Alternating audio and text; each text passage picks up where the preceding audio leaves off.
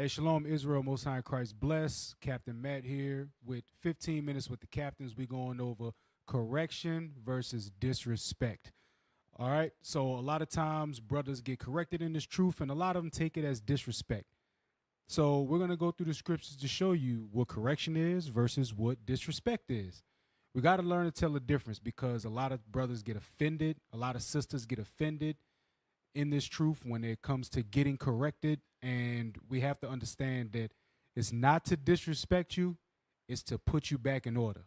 All right. For those of us who weren't raised with a lot of correction, we tend to take it as disrespect. But we're going to get into it today.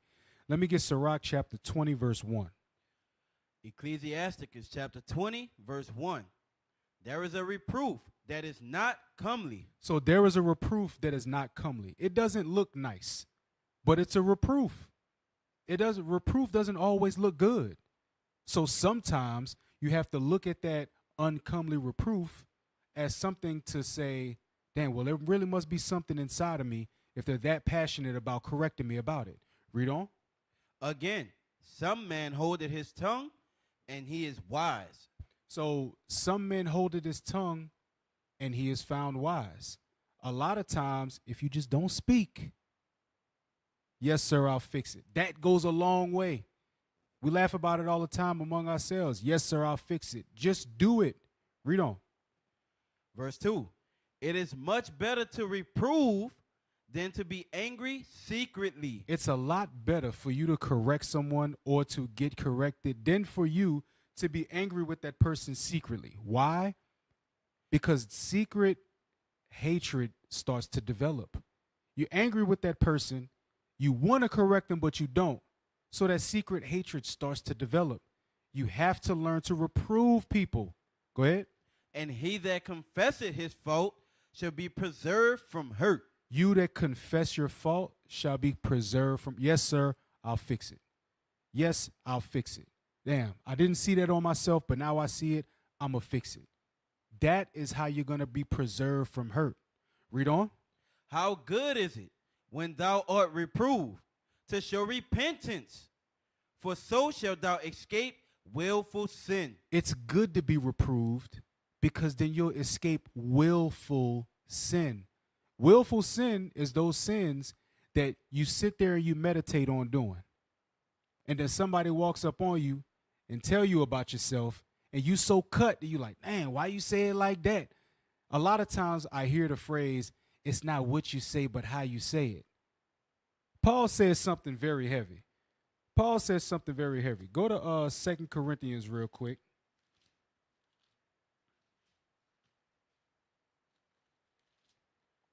Chapter 11, verse 6. 2 Corinthians chapter 11, verse 6. But though I be rude in speech, yet not in knowledge. So Paul may have been rude in speech. There was a reproof that wasn't comely coming from Paul, but he wasn't rude in knowledge. You may have gotten offended by what he said, but he wasn't disrespectful to you. He just made you correct yourself vehemently. Look that word up. Go back to, let's jump over to Sirach chapter 19, verse 13. Ecclesiasticus chapter 19, verse 13. Admonish a friend. It may be he had not done it. And if he have done it, that he do it no more. That's what goes into that correction. You admonish them. An admonishment is a warning or a correction. It may be that they didn't do it. So you correct the person, hey, bro, make sure you're not doing it. Oh, no, I ain't do that. All right, I'm just checking. You got to be able to have those checks and balances among yourselves. Read on. Admonish thy friend. It may be he had not said it. And if he have, that he speak it not again. That's what goes into that correction as well. Sometimes things may hit your ear and you want to jump on and correct somebody, but they didn't even do it or they didn't even say it.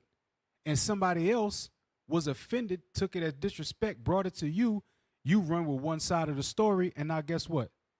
You're going off of what that person said, and it wasn't even like that. So that's why you warn that person. It may be they didn't say it. Read. Admonish a friend, for many times It is a slander. Because sometimes people do slander. Read. And believe not every tale. Don't believe everything that everybody tells you. All right? Read on. There is one that slippeth in his speech, but not from his heart. Why? Because there's sometimes people may be in the heat of the moment, they say something, or they don't mean what they say. It didn't come out the way that they meant it. Some people slip in their speech. That's why Christ told us in Matthew 5 to forgive. That's what turn the other cheek goes into. Stop being so quick to condemn and quick to do this and do that. Learn how to wink at ignorance sometimes. Read. And who is he that had not offended with his tongue? If the man that didn't offend with his tongue, he ain't offend nobody with his tongue, that man is perfect. It says that in James. All right? Jump over to Titus 1 and 13.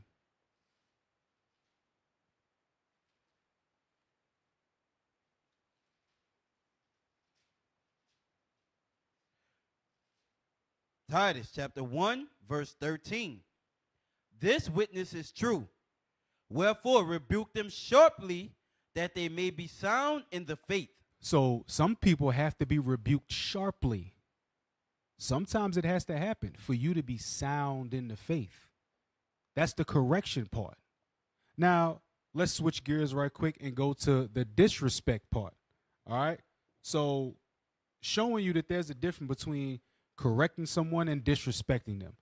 Showing also a difference between being corrected and being disrespected. All right? Go to Sirach chapter 28.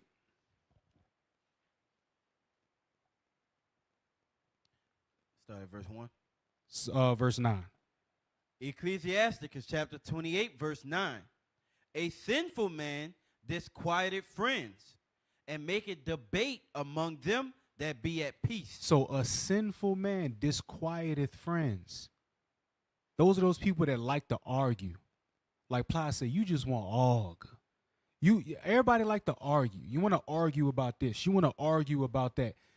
There's a lot of people who turn a healthy conversation into a debate and a disrespectful argument because they don't want to be one-upped in their feelings. They want to feel like they have some sort of superiority in the conversation. That's where disrespect comes in, because in that is pride. Pride is in the midst of that. Pride is in the midst of disrespect. I'm going to show you that. Jump over. We're going to come back to Sirach 28. Jump over to Sirach chapter 10 and verse 13. Ecclesiasticus chapter 10, verse 13. For pride is the beginning of sin. Pride is the beginning of sin.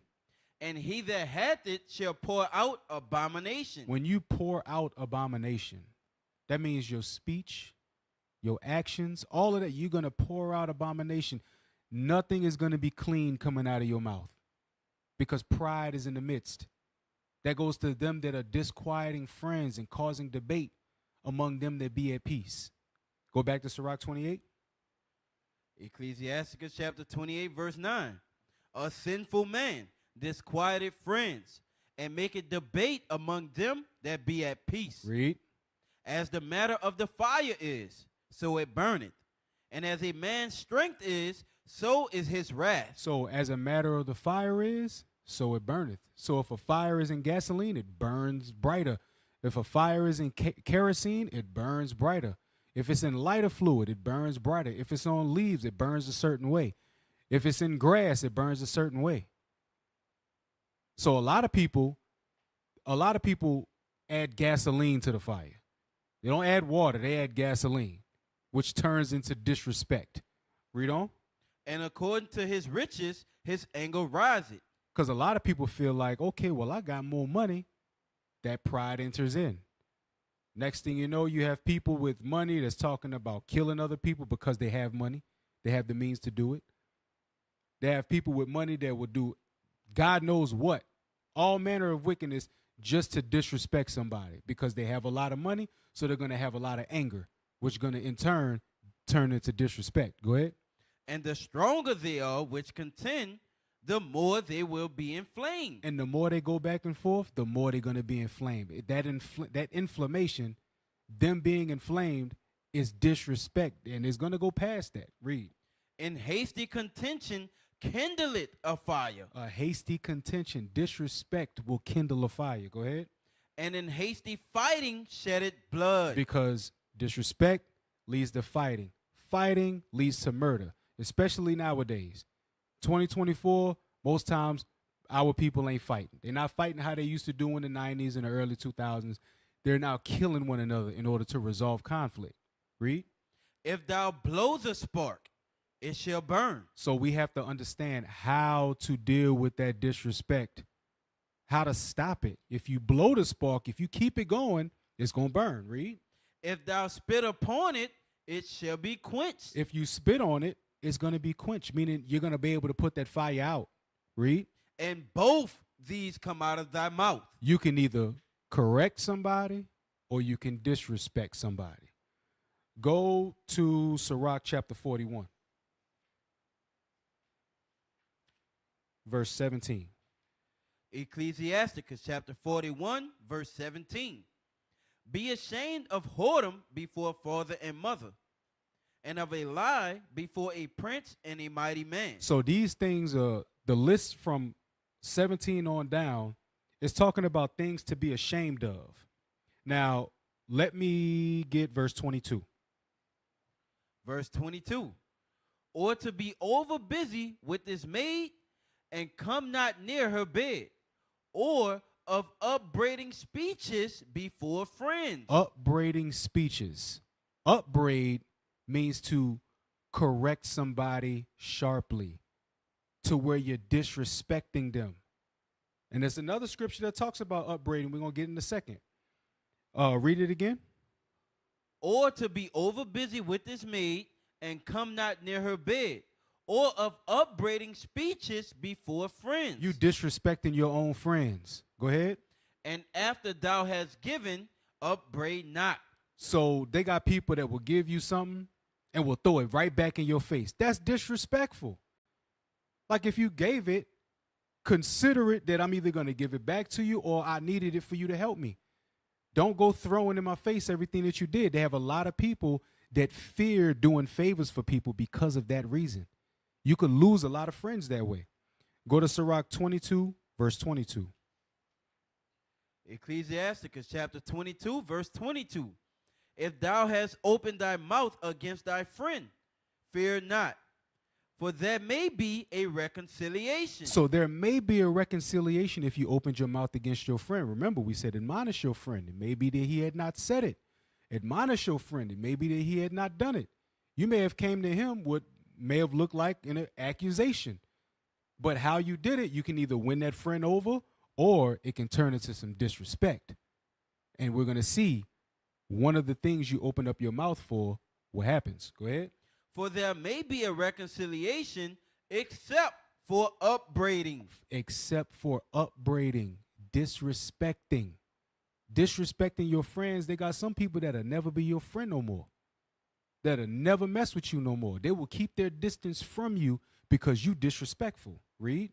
Or pride. Or pride. Remember, pride is the beginning of sin. He that hath pride pours out of abominations. You pour out abomination, all manner of uncleanness is coming at you, out of you, because you're full of disrespect and contention and upbraiding. Read.